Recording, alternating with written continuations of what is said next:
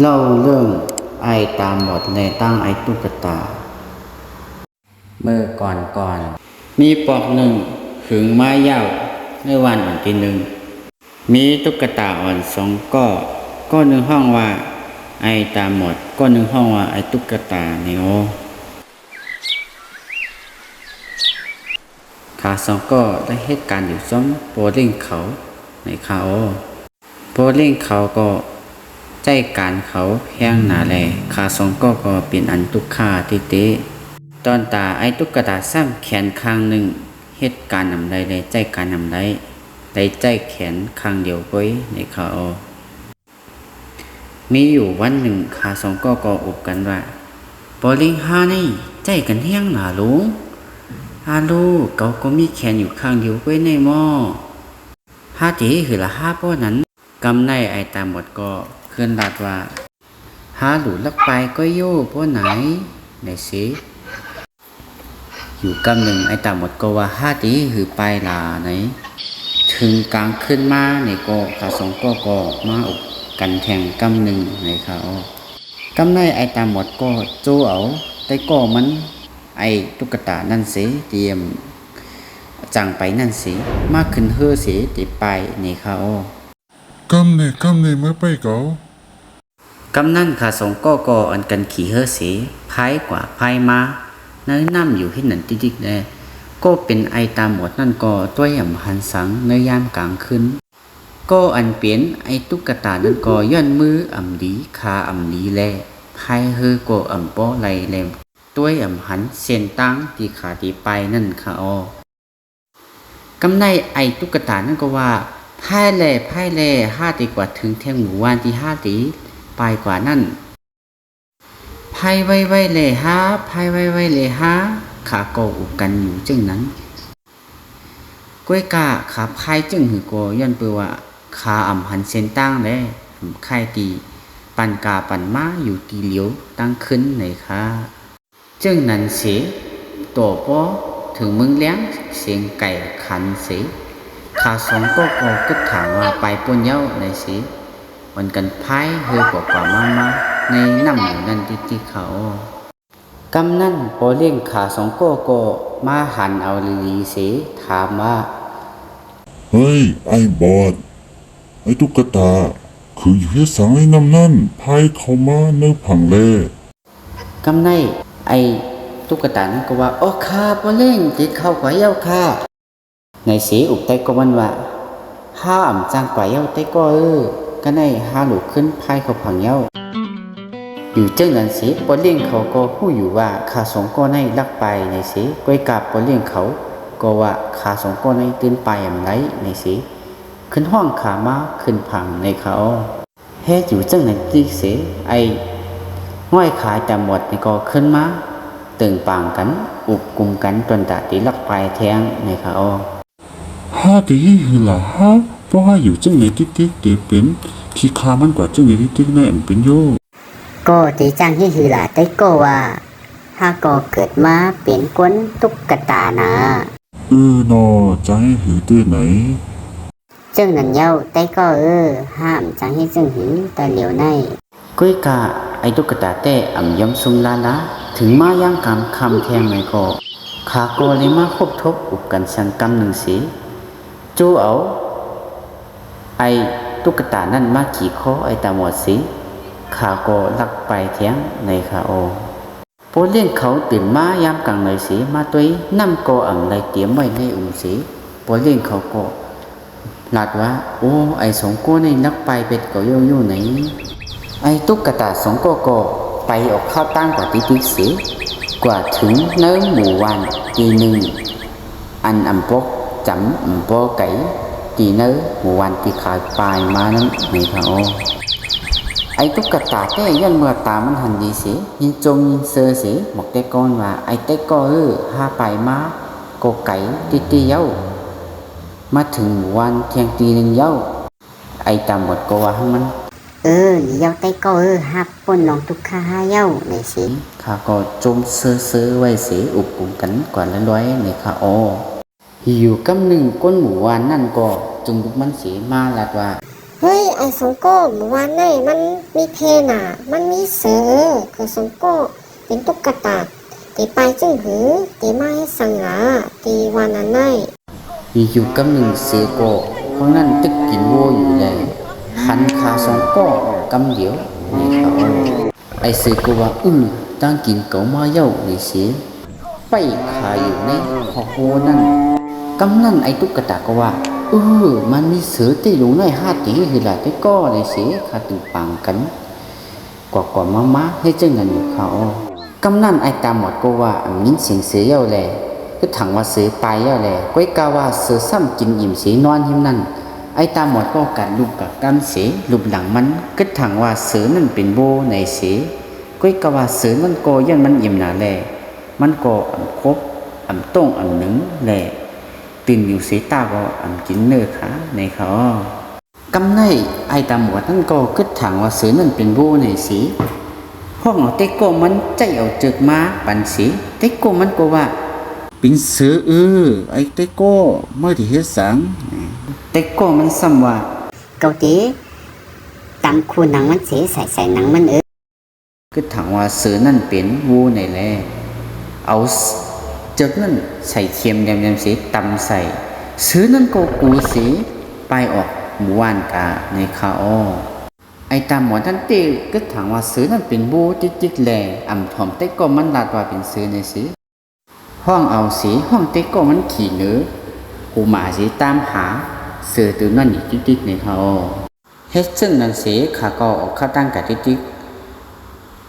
กำนั่นขาก็ขึ้นกว่าถึงตีทุ่งนาอันหนึ่งสี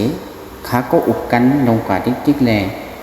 ไอหมดก็นั่นจังกว่าหันเต่าสียับเต่าสีมัดไว้ก็ถังว่าเต่านั่นก็เป็นโบอยู่ติดเลยไอ้ตามหมดนั่นก็ว่าตั้งนาให้มีเถียงไว้ห้ากว่าหรือที่นั่นสิเอาวัว5 มัดไว้นอนี่สิไอ้ตามหมดนั่นเต้ว่ามันจะวัวมันเป็นเต่าไอ้เต้ก็มันเป็นวัวเมื่อว่านี่สิติ๊กก็กะว่าไอ้ตุ๊กตานั่นก็ใจถ่อมกำเต้ก็มันเหี่ยว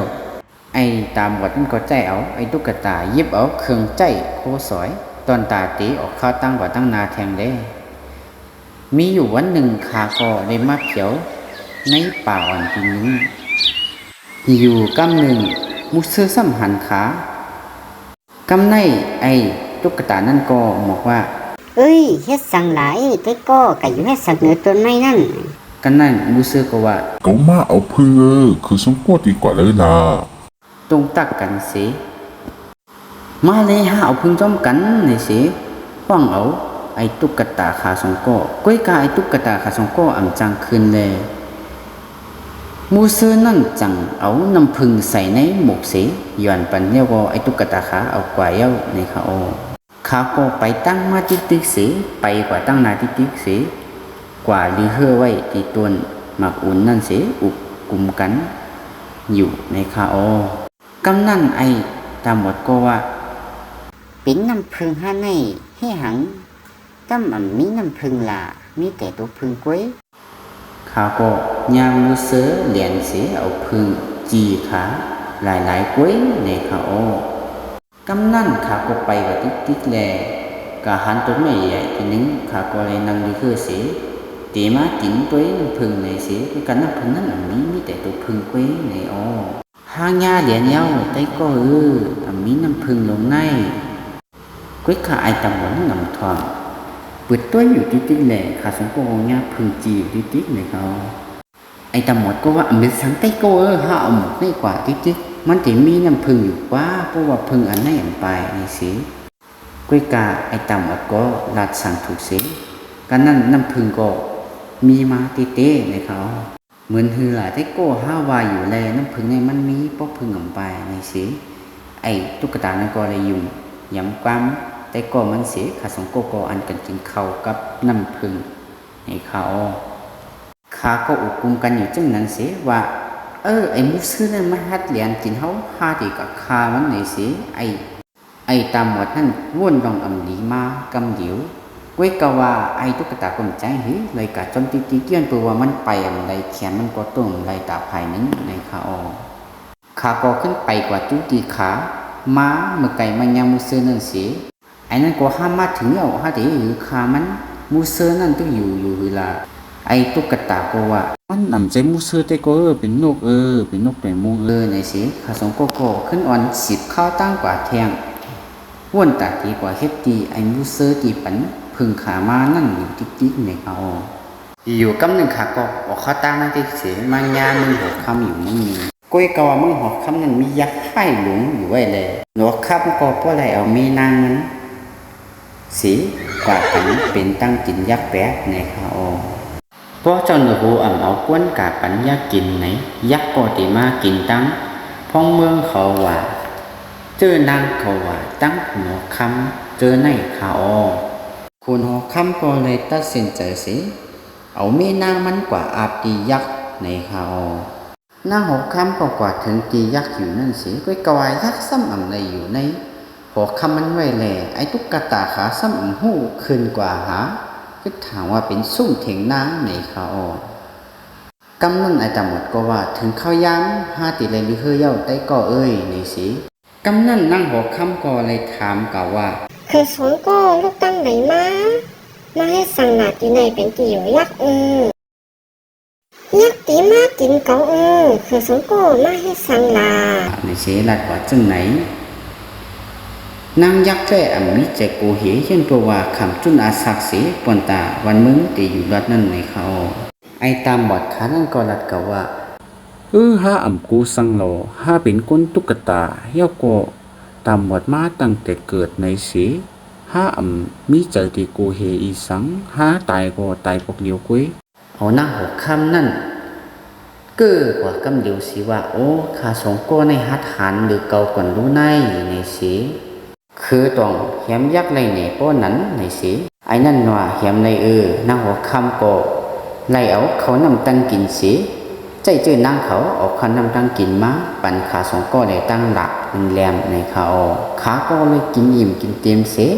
อุบกันมุนซื้ออยู่ในเขาไอ้ตามหมดก็ว่าไล่ลักลิ้นมือในขีจ้าไว้หลาไต้ก็ในสิเกาก้มใจหือไต้ก็ย้อนก็ต้องไม่เข้านาอยู่กำหนึ่งไอตาหมดก็ลุกขึ้นสิไปกว่าตั้งนานกำนั่นยักษ์ก็ถึงข้าวยามันตาหากินแหละต้องมันก็ห้องมาแหละต้องมันก็ต้องไม่มาติ๊กมันก็เลยมาตีซุ่มมันสิตอนตาตีมากินนางโผคำนั่นในเขากำนั่นไอตุ๊กตาหันเมียนสิตัวมันก็สั่นกว่าหมดแหละถามว่ายากในสิอันก็ในจีนั่งหัวคอมอยู่ในปิ่นไอ้ตุ๊กตาสองโก้ลงนี่เฮียงได้เจ้าคุณคำเฮ็ดจมความมันลาดลาในสิยักษ์ก็ว่าคือในฮัดที่เยามีเจอฮัดหันที่เยาฮัดมาเข่งต้าเฮาผู้เป็นยักษ์จังไหนกำนั่นไอ้ตาบอดก็ใจเอาแต่ก็มันเอาลงมาสิในหนาลักนาเก๋าตาตีเฮ็ดตีมือกำนั่นยักษ์หลงนั่นก็ตกใจฮ่าคือในฮัดหันจึงหือละในลักนักตีมาขี้เข่งเขาเป็นลงเอาลาในเสียอยู่กำหนึ่งไอ้ตุ๊กตานั่นก็เอาเต่าปื้อมาอันในแข่งลักนาเก๋าในเสียยักษ์นั่นก็ซ้ำยำหันเต่าในเลยเต่านั่นก็คบกันมือมันก็ตกใจอยู่กำหนึ่งเสียอยู่กำหนึ่งขึ้นใจใกล้ก็มันเอาจึกมาสิก็เนี่ยเอาจึกปื้อปันยักษ์นั่นแข่งยักษ์ก็ว่ามีนักนางสังก็เอาออกมาเลยก็กูในสิอยู่กำหนึ่งจึกนั่นก็ปื้อใส่มือยักษ์เสียยักษ์ซ้ำจะดำหนาเลยนักนางอีสังเนี้ยในที่มาขี้เขียงเกาไลเกาเป็นยักษ์ตัวใหญ่ว่าถันไม้ในคาอยู่กำนั่นก็ยักษ์ก็ไปมือกว่าสิกันแน่ไอ้ตาหมอนั่นก็เหรียญหน้าหัวคำว่าเขายำยักษ์ตายแล้วเย้าในสียักษ์ก็ตายกว่าเย้าในสีกุ้ยกาว่ายักษ์นั่นอันใดตายย้อนไอ้ตาหมอนั่นเหรียญเอาขนมคำอยู่กำนั่นยักษ์นั่นก็ใจมีนางมันมาสีมาเขี่ยเขียงกันตั้งไอ้ตามบทนั่นไอ้ตุ๊กตาได้ตุกใจกูเสียเพราะสันมุดกุ้ยกาว่าไอ้ตุ๊กตาตีมันตามบทนั่นแต่เต้นว่ากูหิสังลาเลยยิบหลาบตีมาขี้เขียงนางยักษ์นั่นไหมคะ กำนั่นนางยักษ์ก็เปิดพักตูมาแหละไอ้ตำกว่านั้นก็ได้ยินเสียงเปิดพักตูมาสีเอายกพันใส่คอนางยักษ์นั่นกำเหลียวเนี่ยเขาเลือดมันซ้ำโพสิลงกว่าเนี่ยเขาอยู่กำนั่นก็ไอ้นั่นก็ตัวมันพอสั่นสีนางยักษ์นั่นก็คอมันพอขาดแหละนอกจากนั้นก็เงินคำก็เป็นตนตาไอ้ตามหมดขาแหล่ตั้งตุ๊กตานั่นเนี่ยเขาขาก็เป็นนั้นจุ้มๆซื่อๆเสียเอาเงินคำเสียเอาหนักๆตีๆเขี้ยวเจนยักษ์นั่นก็ปากะจอมในขาขาก็เฮ่อหนาสีหรือเฮ่อตีต้นไม้นั่นคุยกับต้นไม้นั่นซ้ำมีหมากตอนตาตีกินในสีขาก็ปิดเสียมากินเสียมาปิดด้วยเงยเกี่ยวเสียงเงินคำตีขาไหลมานั่นขาก็จุ่มๆซื่อๆได้เสียกันว่าห้าตีให้คือลีลาป้อนไหนในเงินคำห้าในห้าช่ำเป็นตุ๊กตาอ่อนกุ้ยในสีอยู่กำหนึ่งขาก็มาเหมียงเกี่ยวเสียงเงินคำสีไอ้ตุ๊กตาตีไปไรนั่นก็ทำแต่ก็มันเมื่อตีเอากองเลยล่ะแต่ก็ในสีกำในไอ้ตามหมดนั่นก็วันในใจมันโอไอ้ในแต่นาตีไว้ของนี้ภายนาเก่าในสีเลือกเอาของตั้งนานั่นในขาอกำนั่นไอ้บอดนั่นก็เลือกในกองใหญ่หรือมันสีกันในไอ้ตุ๊กตาซ้ำพอใจแลขาพิษมอเถียงกันอยู่ในขาอยู่กำหนึ่งเพลือขาเถียงกันสมีหมากไม้ตีเนื้อสูงตกใส่เนื้อหูไอ้ตาหมดนั่นสีก็ถังว่าไอ้ตุ๊กตานั่นเฮ็ดตีมันสีขาก็เถียงกันกันในขาโคพิษถูกกันสีป้อทุกกันในขา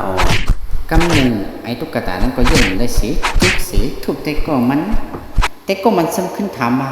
เฮ้ยไอ้ตุ๊กตามือจุกเลยจังหือไอ้ตุ๊กตาก็ขึ้นถามกับไอ้ตาหมดนั่นว่ามาซ้ำหน้าด้วยก็ได้จังหือล่ะขาอ่อนกันขู่พวกหายใจล้ำกันกว่ากำเหลียวในขาอ่อนเขาก็ขึ้นเหมียงคำเพ่งเพียงกันเสียกำนั่นคนคำปอขึ้นหันมีนางเงินมาดอดพี่ดอดมันเจ้าก็เป็นอันใจดีเต้ไม่นางก็เป็นใจดีเต้เสียห้องไห้ซุ่มเซ่ออยู่ในขาอ่อนกำนั่นคนคำก็ห้องเสื้อขานหน้าสีเธอตามหากวนเตียนแหมยักษ์ไตนั่นในขาอ่อนกำนั่นซื้อขานเขาก็อ่อนกันโซเปล่าเสียเผลอเป็นก้อนคายักษ์นั่นในสีออกมาหาอะไรออกมาจูเจ้ามุนใหญ่คุณอข้ามเฮาตีเนื้อวางหอกำเหลียวในคาออกำนั่นไอ้ตุ๊กตาสองก้อตีเฮ็ดเองเก่งตามหมอเสไปได้นั่นเสมาจูตีเจ้ามุนใหญ่คุณอค้ำเจ้าคุณอค้ำก็จะขึ้นถามกับว่าเป็นเผลอก็แหมยักษ์ตายในเสไอ้ตามหมอก็ตกกับว่าเป็นข้าพุทธเจ้าอ้อในเสคุณอค้ำก็อ่ำย้ำอยู่ในขึ้นถามด้วยมีนางมันจงเจอเต้ห้าน้องยิงในเสมีนางมันก็ตอบว่าใจข้าอ้ออยู่มาจังนั้นเสคุณอค้ำก็มีลูกยิงสาวก็หนึ่งเลย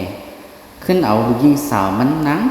อาปันตีไอตามหมดนั่นสิข่าวก็ไล่ตีไว้ปังแขกกันสิย้อนไอตามหมดนั่นเป็นก้นผ่านหน้าก่อนเลยมันก็เป็นอันจมๆซื่อๆสิก้นหวานก้นมือก็เป็นอันจมๆซื่อๆสิอยู่ว่าจึงนั้นในข่าวอาปุ่มไอตุ๊กตาสองก็สุดกว่าเย้าไหนไป10ด้วยบัดแทงตอนตีมาในข่าวย้อนนับยำถึงก้นตีมาด้วยแดงมาปัดแทงกูก็เหมือสูกูก็คา